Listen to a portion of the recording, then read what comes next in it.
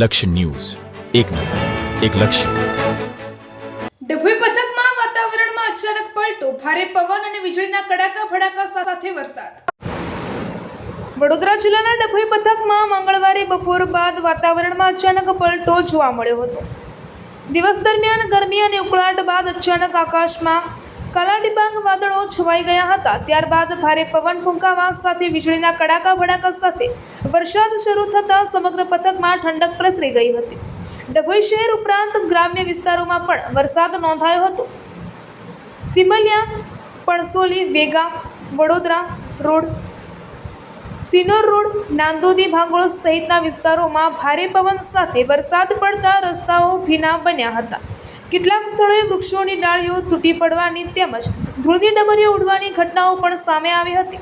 અચાનક શરૂ થયેલા વરસાદને કારણે વાહન ચાલકોને મુશ્કેલીનો સામનો કરવો પડ્યો હતો. મુખ્ય માર્ગો પર વાહનોની ગતિ ધીમી પડી હતી અને દ્રશ્યતા ઘટતા વાહન ચાલકોને સાવચેતીપૂર્વક વાહનો હંકારી રહ્યા હતા. ગ્રામ્ય વિસ્તારોમાં ખેડૂતો માટે આ વરસાદ રાહતરૂપ સાબિત થયો હોવાનું સ્થાનિકોએ જણાવ્યું હતું.